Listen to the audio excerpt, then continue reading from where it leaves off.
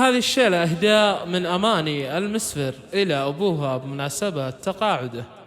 من بعد ما راحت 33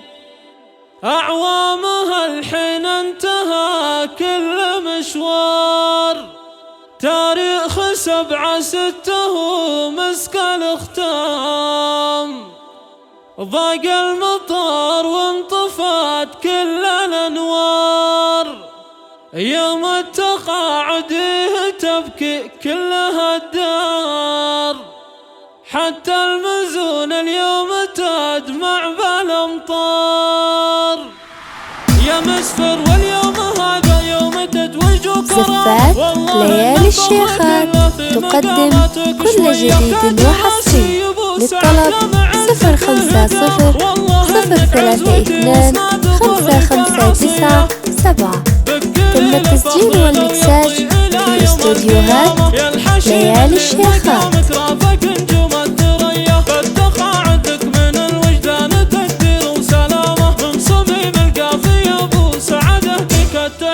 بنتك وحقي أماري يا مسفر ما به ملامة، يا فخر كل الخم عليه للفخر والمقدرية، بصمتك بالمجد الشد والجزائر لك علامة، والمفاخر كل أبوها كلها لك بروية، ناوب وقدرك على العالية رقم عز وسلامة، سيرتك فيها الوطن يعتز وعلومك وفية، دام عزك دام يا أبو الطيب وعلوم الشهامة، يا أبوي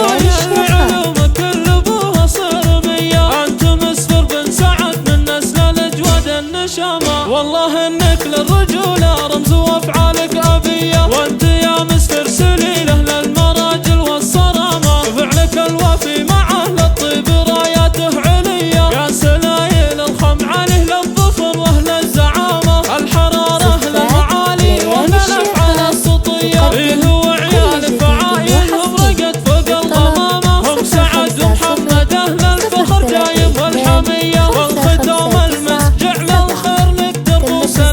والله يطول بعمرك جعنا ايام الهدية. يا مسفر واليوم هذا يوم تتويج وكرامة، والله ان الفخر كله في مقاماتك شوية، تاج راسي ابو سعد دام عزك هدامة، والله انك عزوتي واسناد ظهري في العصية، بقليل الفخر لو يطي الى يوم القيامة، يا الحشيم اللي مقامك رافق نجوم الثريا، قد تقاعدك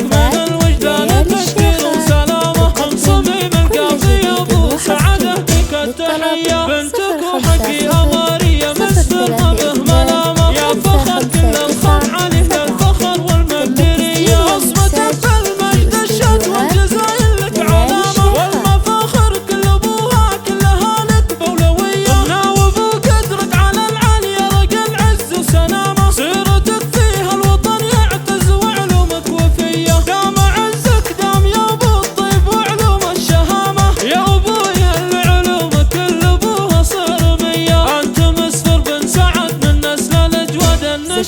والله انك للرجولة